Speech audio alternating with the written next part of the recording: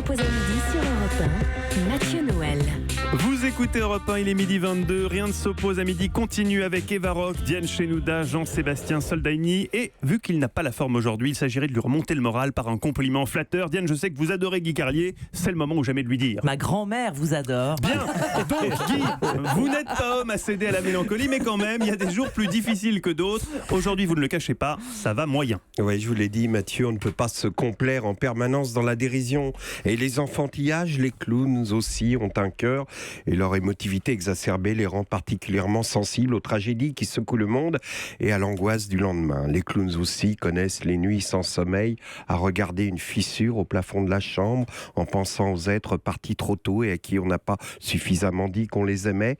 Les clowns aussi connaissent les petites morts du quotidien, les appels attendus en vain, les messages auxquels on ne répond pas, les égoïsmes, l'indifférence, la solitude. Alors, quand le clown voit dans sa glace le reflet d'un visage défait par le temps qui passe et les déceptions de la vie, on voit couler sur son visage une larme qui semble chercher son chemin sur la joue trop fardée et qui finit par tracer un sillon de souffrance au milieu du mag. Putain, qu'est-ce que c'est beau ce que j'écris.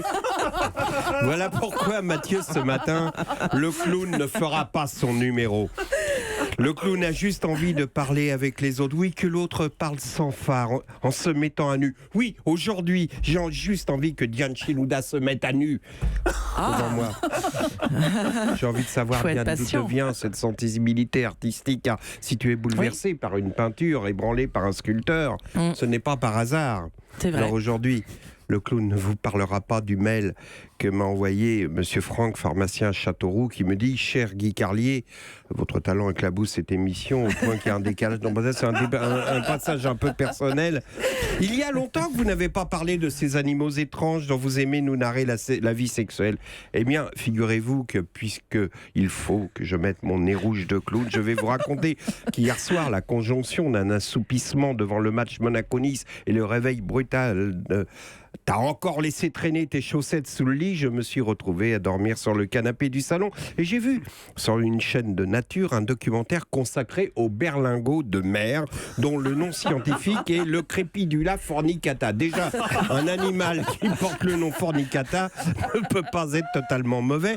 Donc, au départ, je vous explique, le berlingot de mer nage porté par le courant et se nourrit de plancton. Soudain, il prend l'envie de se reproduire, alors il devient femme, perd son pénis et se pose sur le fond. Tout ça est authentique, évidemment. Et il va se mettre à grossir et attirer ainsi l'attention d'autres berlingots qui passeraient au gré du courant et qui, voyant cette grosse bonne femme vont se poser sur elle pour la féconder. Un premier, un deuxième, un troisième, les uns sur les autres, un quatrième, un cinquième. Bonjour messieurs, dames, c'est pour la partouze. Que des mâles donc entassés sur la femelle. C'est ce qu'on appelle, Eva, un gangbang. Absolument. Et donc on arrive à un tas de larves de plusieurs centimètres sur la femelle. Alors vous me direz, mais ceux qui sont au-dessus, eh bien la dame nature est bien faite. Et là tout le monde copule donc à la queue leu, tout ça, voilà. Et alors, ce qui se passe, c'est qu'en fait, il n'y a que le premier qui féconde la femelle, évidemment, et elle meurt en expulsant 5000 œufs. Et alors, celui qui l'a fécondé, donc qui est le premier, hop, devient le premier. Vous voyez, il y a une espèce de descente comme ça, et devient femelle à son tour. Mais ça met 60 jours. Donc les autres attendent dessus, tout le monde s'encule à la queue. Voilà, bon, je l'ai dit. Le clown, c'est de la pudeur. C'est de la pudeur, je vous l'ai dit. C'est de la pudeur, la politesse du désespoir pour ne pas avoir à parler du drame.